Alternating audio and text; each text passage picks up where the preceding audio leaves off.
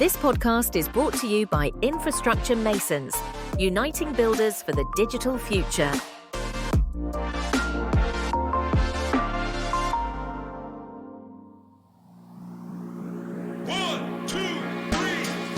Looking to turn your innovative idea into the next big thing in digital infrastructure?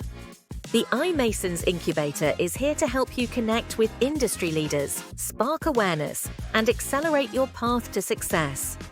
If your concept can help drive a more sustainable digital future, we want to hear from you. Don't miss this chance to grow, give back, and shape the digital landscape. Email us today at innovation@imasons.org to find out how the iMasons Incubator can help bring your idea to the world. Dive into the world of data center innovation with the iMasons podcast, discovering the people leading the industrial revolution.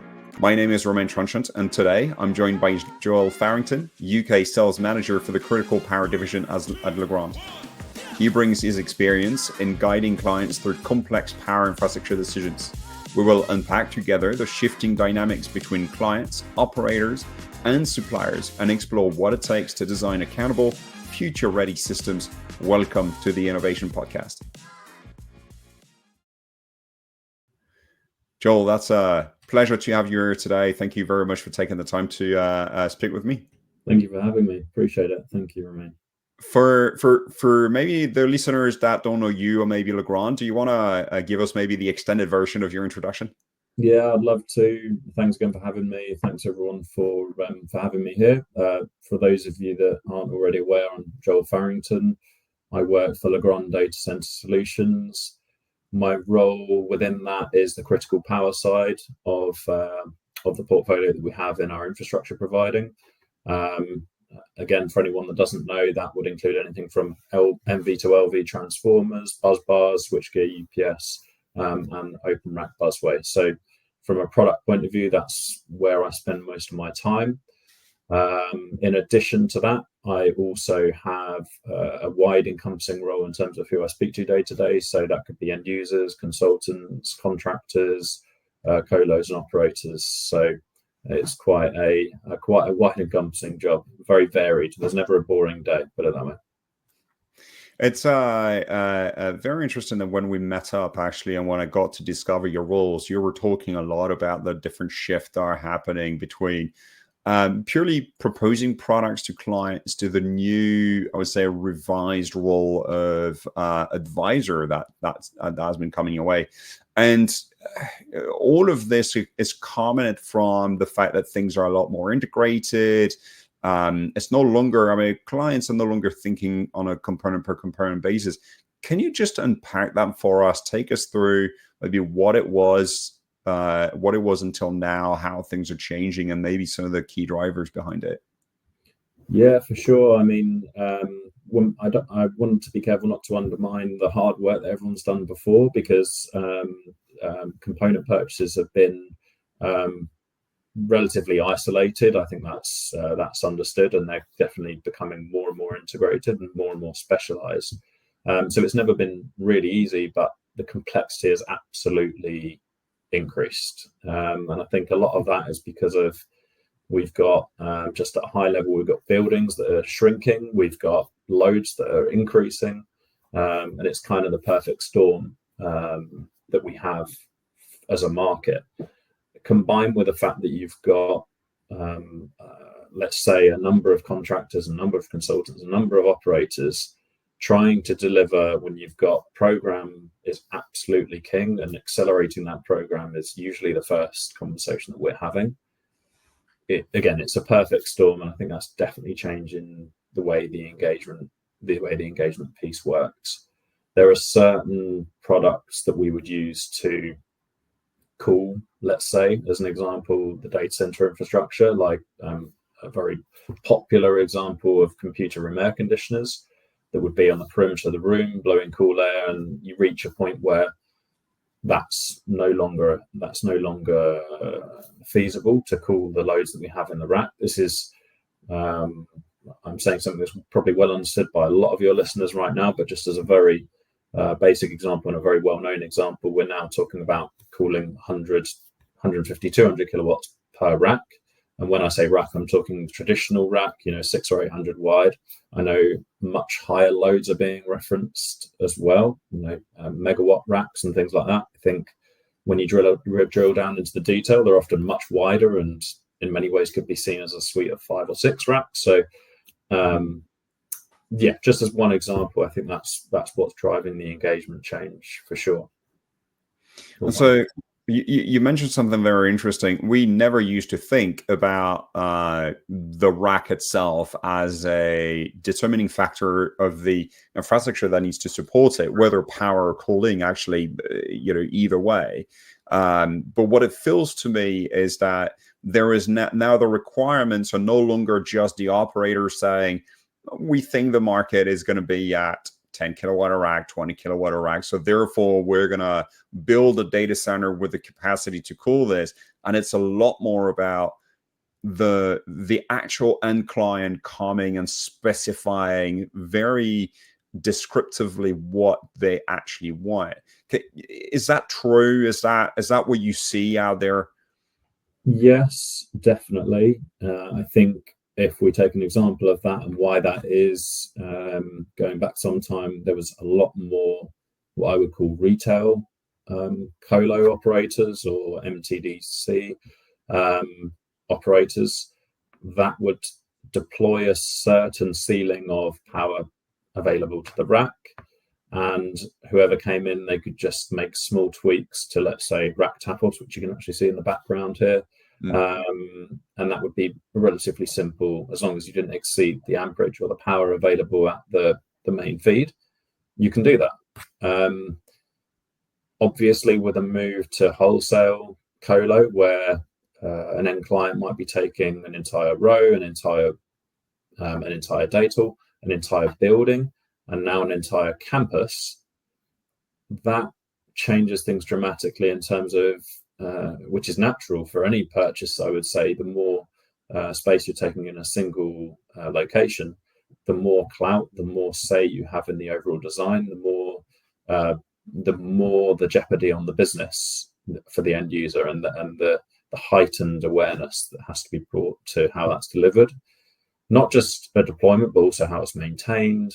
There's a tremendous amount that goes around that, and I think that's leading to so much more engagement from end clients, which is so for us, just to speak to our business as a whole, we have an end client global key account team, which is essentially a suite of employees that we have that are designed to geographically tie the pieces together from an end user point of view. So they may be deploying in the USA, Europe, Singapore. They could be going across any site, and the thinking there is to really tie together the designs, make sure there's some common infrastructure as far as there is possible, so that repeatability of design and the engagement from the end client really starts to take hold and really starts to be more relevant, and just help with that thing that we're talking about. Program is king. Accelerating that program is king. That's really key. It's an interesting thing, and I've seen Legrand at many shows. I've then discovered Legrand also owns many other brands, so you can, technically do most of your data center or your data center cooling and power infrastructure with Legrand brands and products. So I assume that you no longer need a designer, consultant, or somebody that will put the pieces together, because you just come in, bring all your tools and products, and it magically works? No, is the short answer.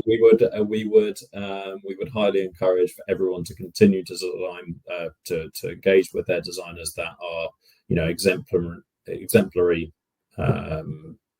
peers of ours in their field. We are a manufacturer of infrastructure.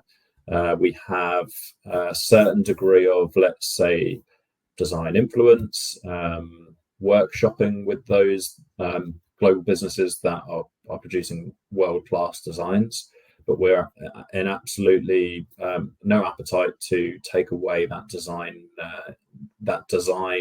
competency that exists in the market for good reason. So yeah, we're very clear. We're not taking a design responsibility here. There are, so maybe a specific example of what we do, and then maybe a specific example we won't do. So let's say we're approached for power routing of, we need to take a certain amount of amps, 4,000 amps from point A to point B within a building. This is the model that we're working with. For example, they might show us this model over the end user or the contractor or the consultant, and we would say, okay, we notice something small here that could perhaps be optimized if you do X, Y, or Z.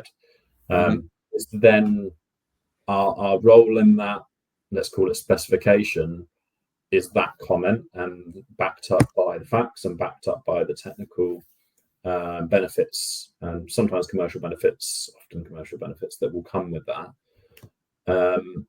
And then we allow, like I say, that competency within the design consultant to really drive that from, through the REBA stages to something that's, legally compliant, regulatory compliant, and something that fits on site. So we see this as a collaboration as opposed to a replacement of engagement. Yeah, it's an interesting, and I can understand where the accountability lies. You really want somebody to be accountable for the overall system thinking, system design, and it's hard when you're selling the products to also have that dual balanced view between the two. So talking about systems design, now you've got clients driving some of the requirements, or at least having a say, as you rightly pointed out. You've got the operators that will need to leave with the designs for the 15 or 20 years to come. You've got the consultants that are there to advise the operator and the client on the best things to do, and then you also bring your part. And we've noticed, a few of us have noticed, that actually the power is getting much closer to rack, high voltage DC power, as much as the cooling with the rear door liquid cooling, direct to chip, and so on. What's it done to the accountability of the equipment? Yeah, it's such an interesting subject. We've seen, and really the question that I want to ask you, because you will interface, you will maintain, you will send your teams to make sure everything's working. So who's your primary customer? Who's accountable to make sure all the equipment are staying in the top shapes of the years? Yeah, I think it can depend so much on the component of infrastructure that you're providing, the stage at which you're providing it. To use a very basic example, we have acronyms. Your viewers, I'm sure, are familiar with CFCI or OFCI. So contractor furnished, contractor installed, or owner furnished, contractor installed. And what we're talking about there is division of accountability. If the owner of the building procures the widget, the product, whatever it might be, let's say UPS, for example, and the contractor is then responsible for installing that, you've instantly got not necessarily a harmful division, but a division of accountability. So it's very important that everybody understands who's accountable for what. That could include lead times, that could include commercial costings, that could include, sticking with the UPS example, the efficiency that must be achieved by the UPS, again, for example. Now, what you might have is one part of that business or one part of that interaction that is concerned with a leading efficiency at 98.4%, let's say, and another part of that interaction that maybe is less worried about that efficiency because they're not going to have accountability throughout the period of its lifespan, throughout the power usage of that product. So bringing everyone on board in that journey can be challenging. It can also lead to contradictions in what we all talk about most days, which is sustainability. If we don't have a planet, we don't have a data center. So recognizing that it is also a small part, increasing efficiency in terms of the overall globe and carbon efficiency, it's not a reason not to do your part. And clearly, Legrand as a business is just like any other business. We want to have the best product in the market, and the highest efficiency is always part of that. So I think the accountability piece is a really vast subject. That's just one example of an owner and a contractor.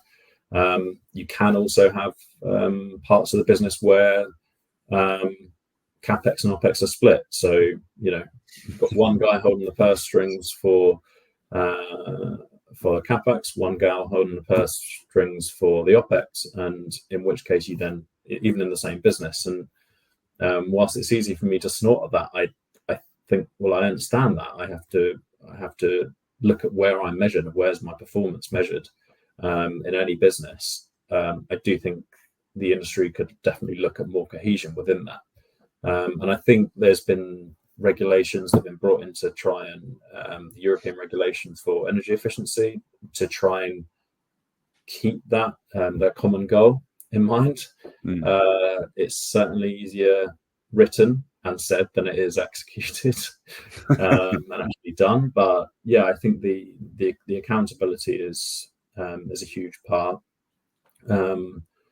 Just to talk about more examples, perhaps at rack level, I think it was also very well understood for quite some time in certain environments where an operator or contractor would take power to a certain point. So again, behind me, you can see Starline Busway.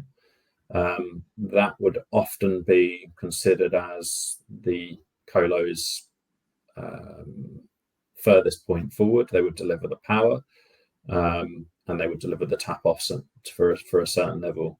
Sometimes that's still happening. Sometimes they're just saying, okay, well, we'll deliver we'll actually deliver, because you're buying at such a large scale, we'll deliver at the primary, the head end bus bar at 3200 amps or various parameters available, and then you can fit out the space.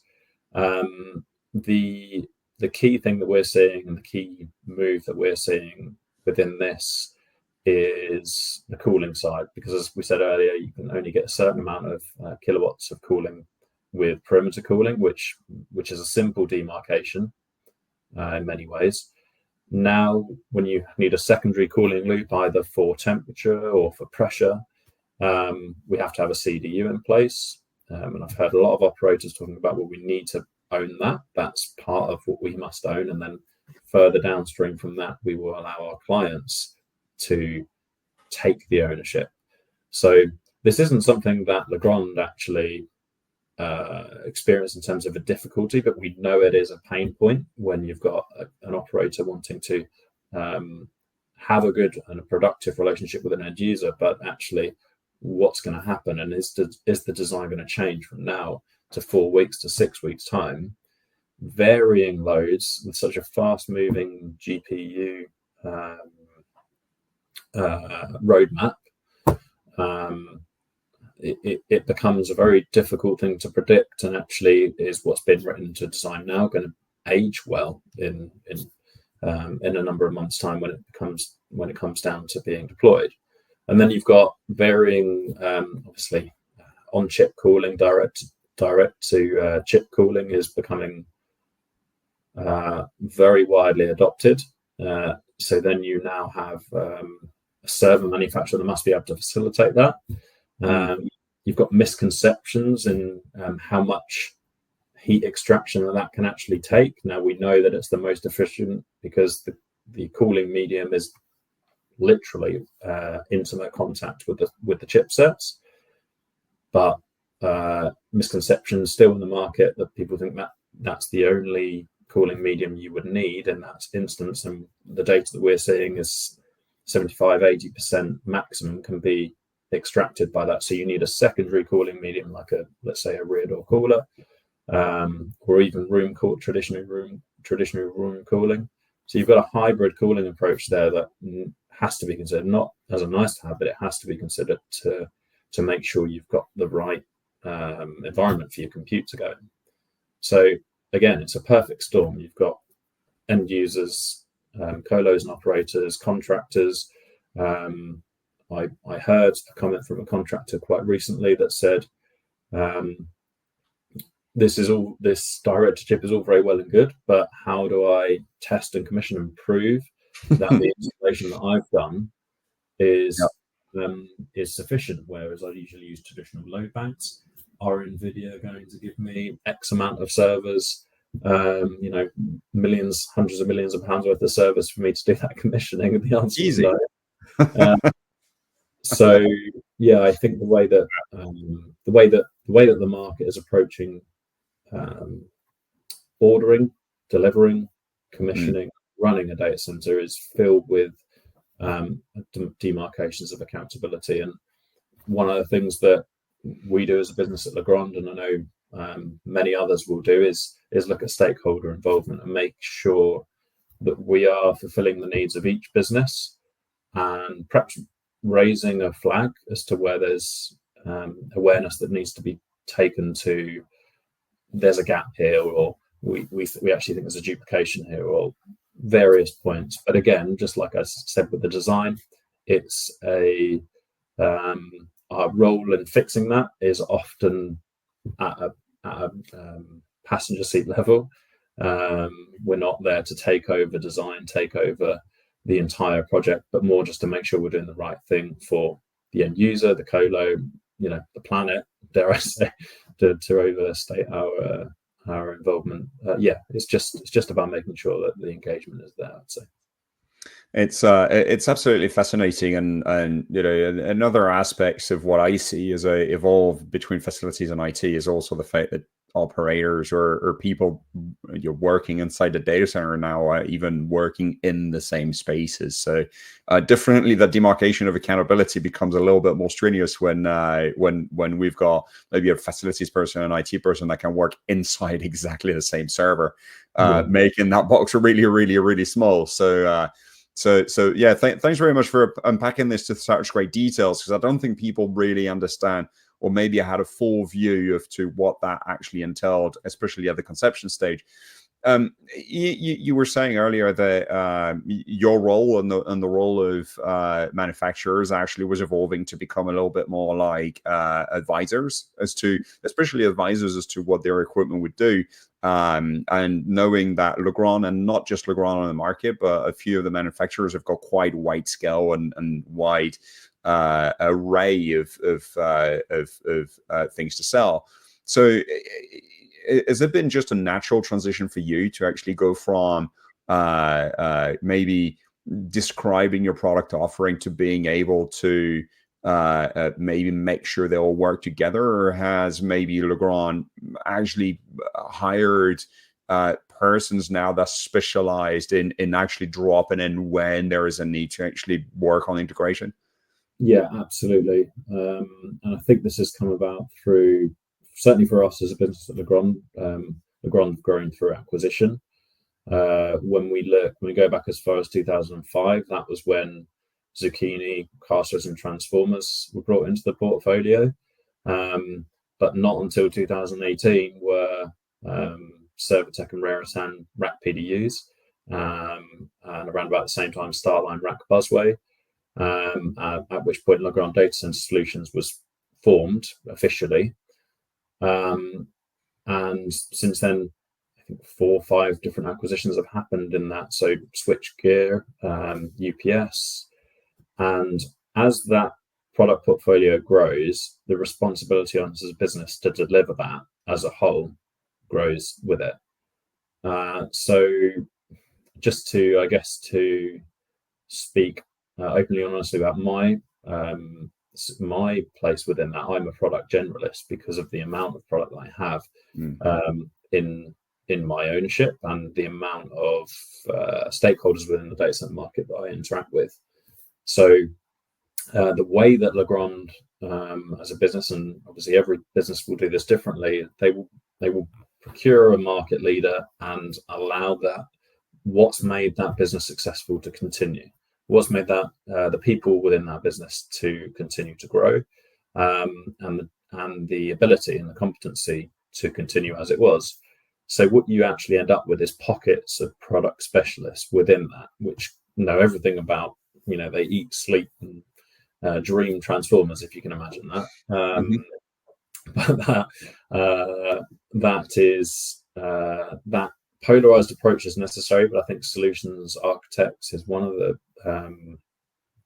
the drivers that we've wanted to implement here just to make sure that everyone understands not how things just physically fit, because that is something that is obviously, not obviously, but it is taken for granted.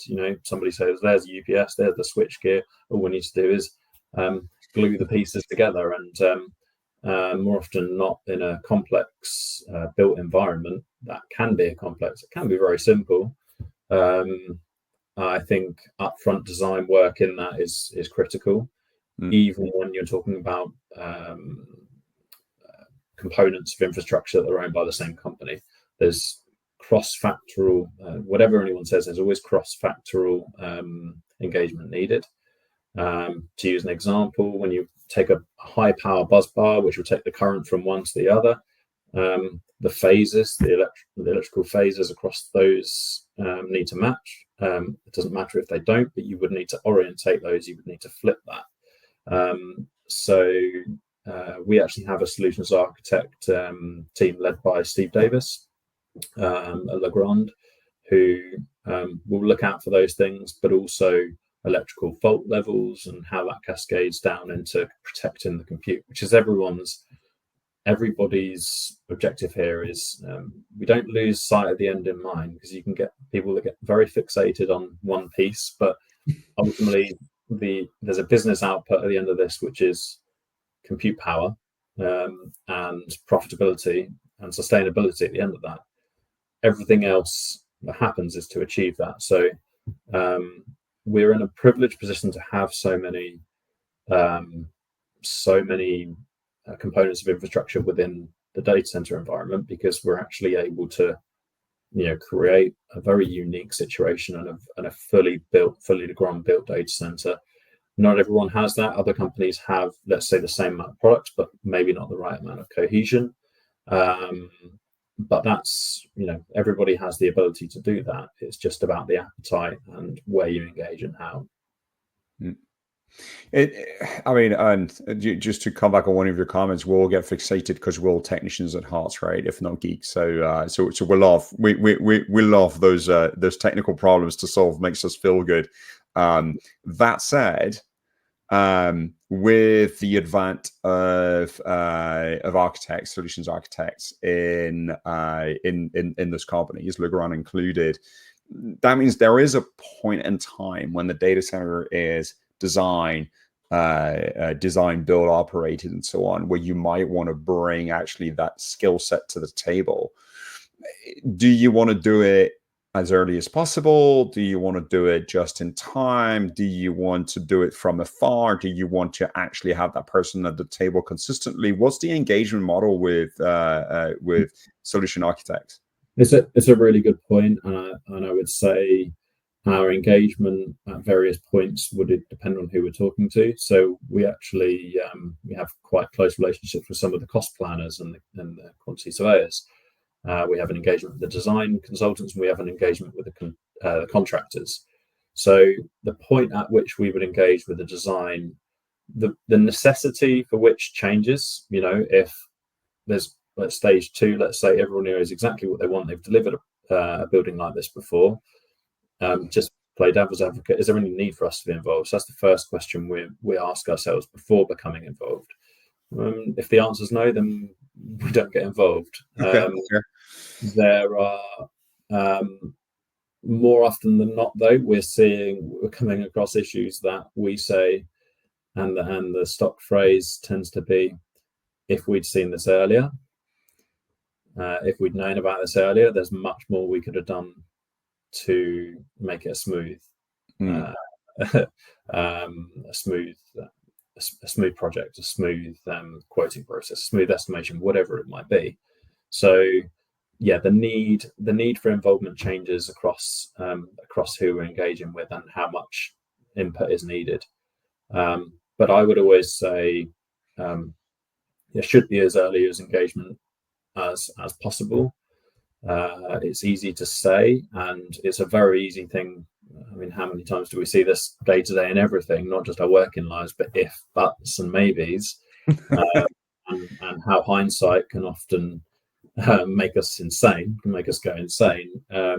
Some things are unforeseeable, but I think there's more we could be doing in the industry to open our eyes to the network that we have of peers, manufacturers in some cases, and other professionals in the market that could pave the way for a smoother project. But just as a summary of that, I would say if there's a cost plan stage, like I said, we're involved with some of those companies, and to give a budget idea of what this is going to cost, and has the end client got a budget for that? So engagement there is a very high level. These guys rely on real-time data, particularly when we look back 24 months, we had a really highly fluctuating market on precious metals. It became a very difficult thing to predict. So I think making sure that the juice was worth the squeeze at the end of it was key. I think as we get further on and the design has been signed off for budget, that interaction with the design consultant at stage 2 and 3 is encouraged. Again, with the caveat that if everything's tied up, sewn up, that that maybe that isn't necessary.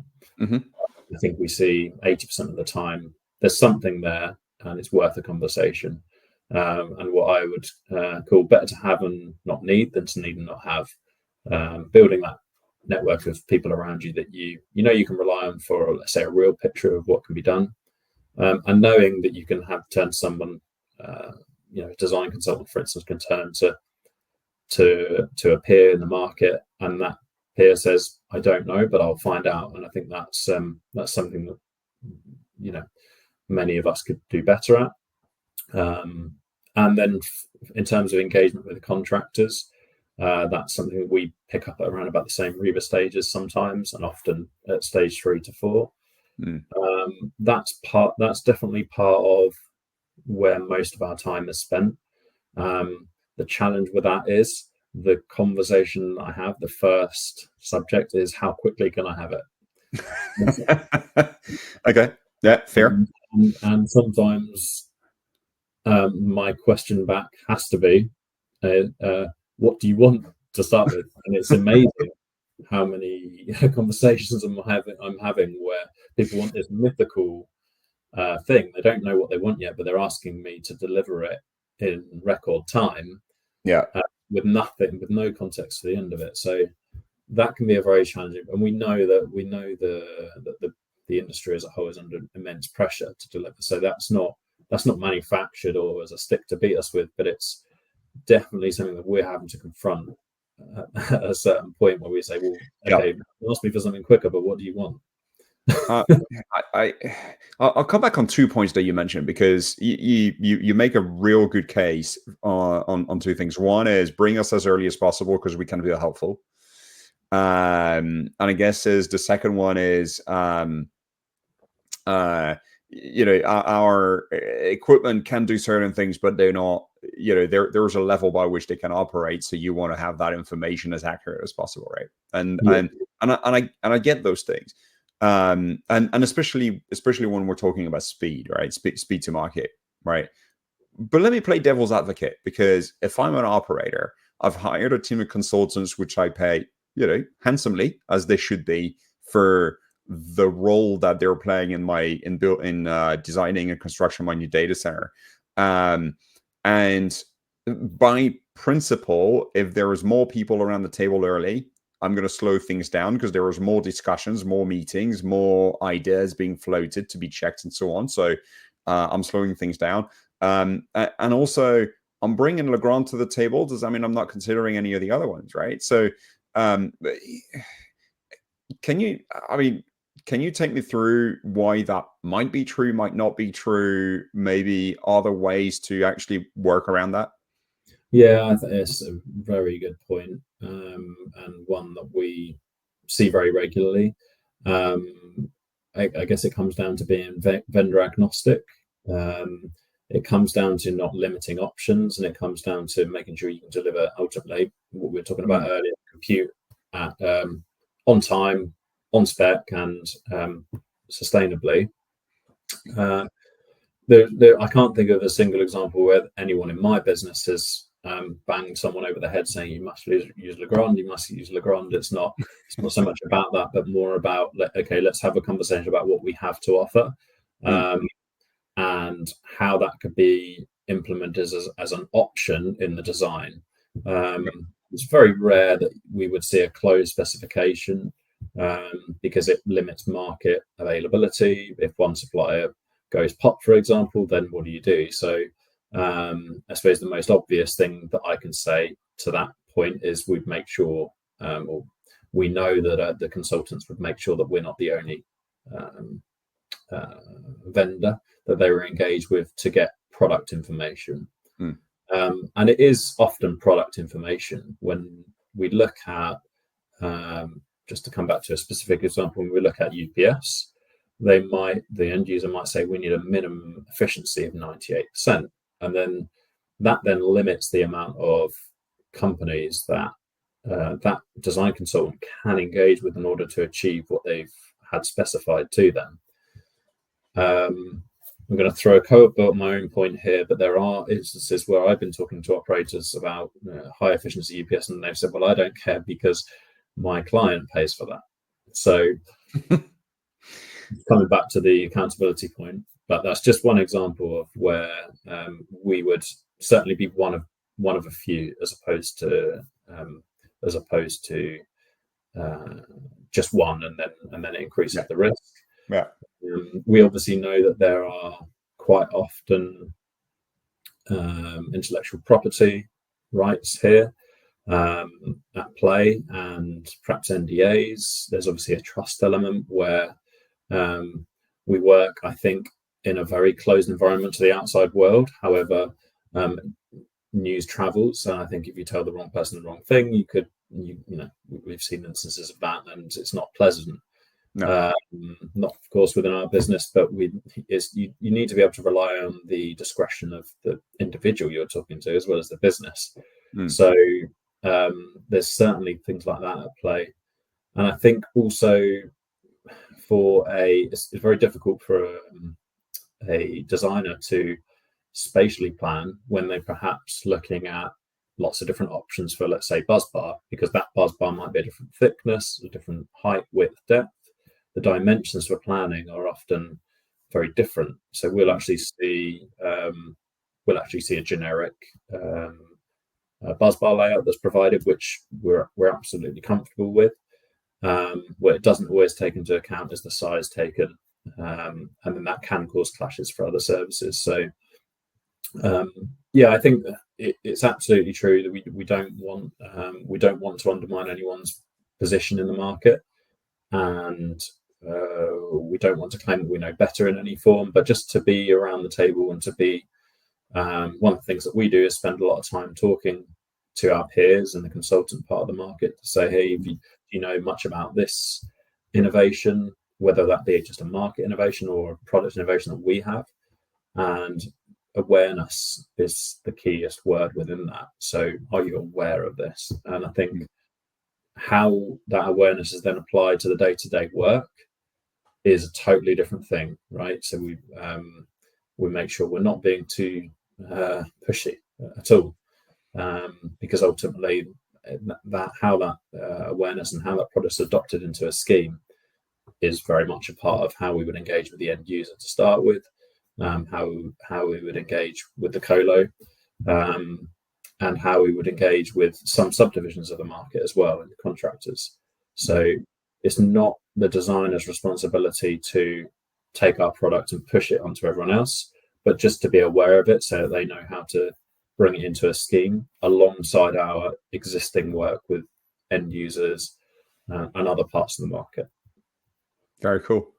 One of the points I was wondering is that your solutions are generally global, and all the products that you design are globally accessible. But we know all the implementations are bound by in-country regulations and more localized rules and regulations. How does that work? Do you, and I, in my introductions, I mentioned that you were working in the UK. but does that mean that the roles now have got to be specialized on a per region basis? Is there still availability of maybe a skill set that's a global one? What's the impact here on that solutioning? Yeah, I mean, I suppose we're fortunate enough to have a smallish amount of electrical regulations, for example, with the IEC regulation here in Europe and UL in the States. We have what I would say a very localized team, as well as our global managers within the infrastructure portfolio. So there are counterparts that I have in Central Europe, Northern Europe, Southern Europe, Middle East and Africa. I'm trying to think of any more. Ireland as well. And the purpose of those counterparts that myself and the business has is to make sure that local regulation is being addressed. Also, the contractors that might be playing that market, superior knowledge of that, where there might be bottlenecks or potential issues, and where we would look to choose our route to market. It's a very important part, right? And it's something that we know. It's not just, we haven't just put that infrastructure in. We've got contractors who put in various offices around Europe to make sure that something's deliverable, but it's deliverable locally. And we know that the interesting thing here is we know a lot of design consultants do that as well. But we are fortunate in London to have like some of the world's best designers, and that means that I have the privilege of dealing with these guys regularly in our city centre. So it's a fantastic way of engaging, but also that does get pushed out, and the accountability gets pushed out to, let's say, their office in Spain or France or Germany, so that the local regulation is taken into account. Not to say that the office in London doesn't have an awareness of that local regulation, but often that might be that they would engage directly with the relevant Legrand personnel, right, to make sure that something was delivered on spec, basically. That's fantastic. I can't believe time is flying already, and I just want to finish on one last question for you. We know there is a lot of product innovation, evolutions that Legrand is doing, but and on that basis, what would be your advice to anybody designing, building data centers at the moment? What was the one key takeaway that they should bear in mind? I think build your network, which sounds a bit patronizing. Build your network on market professionals that you can trust now, not being close to the market professionals that you've known for years and years. Maybe they're not in the market anymore, retired, or whatever it might be. But try and keep an eye out for the emerging names in the market, businesses and individuals, and just be aware of what is available in the market in terms of people, because people make businesses at the end of the day. And also be mindful that the performance criteria of a product or a material, whatever it might be, may have changed in the time that we've all been operating in the market. So things change sometimes far less quickly than we say they do. We talk about really fast shifting. Actually, I heard a colleague say people want innovation that's been done 1,000 times before. Really just making sure that we understand that maybe the performance characteristics of a product have changed over time, and we don't need to be perhaps as married to a certain product or material compared to when we used to. I always use the example of copper conductivity and electrical infrastructure versus aluminium. For us, at least, I can't speak for our peers in the market, but for us at least, the performance characteristics between the two are almost identical, with the benefit of aluminium being, let's say, a fraction of the cost, much more sustainable from a recyclability point of view, and also available within program, which is, like I said, coming back to the conversation that I get asked first, or the question I'm asked first is, how can we deliver? So just one example of designing and building. Just keep an eye out for what innovations are out today, and that's not a straightforward thing to do always, because there's quite a lot of marketing out there. Manufacturers looking to pull marketing spiel over people's eyes. In UPSs, it's efficiency mode, things like that. So you do have to pick through a little bit to get there. So I'm not saying that it's easy, but I would like, I think it would be important that companies and individuals are aware that we have a lot of skills in the sector. We talk a lot about skills shortage. We've also got a lot of skills that we have, and I guess drawing on those skills of the people and the businesses around you, 100% is worthwhile. Well, I can't be happier to hear you say the network is important.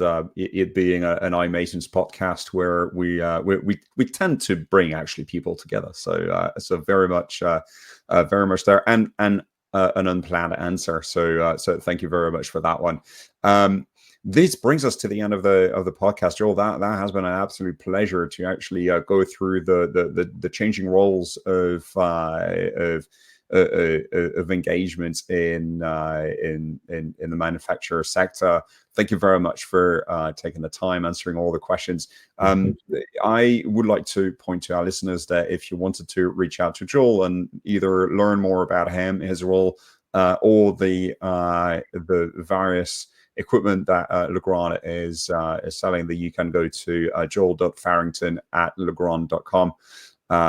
Equally, and I was looking at it earlier, the Legrand webpage, legrand.com/data center, and it's center with ER at the end, just in case, but I'm pretty sure you would be able to find it. I would like also to remind all of our listeners that the conversation actually continues on our Mobilize platform. So that would be imasons.mobilize.io. Comment, meet your peers. As Joel was mentioning, this is where we all are. So come and ping us. Come and ping the people that actually care about the innovation and the various other communities that we've got. If you're listening and not yet an iMasons member, you will find actually all of the information necessary to join us at imasons.org. On that note, Joel, thank you very much for your time, and I'm pretty sure we're going to meet very soon again. Yeah, thank you for having me. Thanks to all the listeners as well. Take care. Thanks. Bye for now.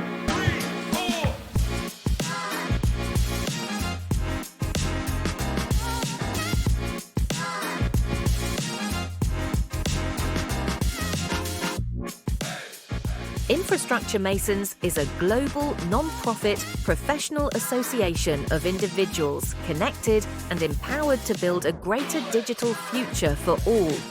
If you too want access to networking events, forums, and summits that foster innovation and influence, register now and join the other 6,000 committed participants at imasons.org/membership application.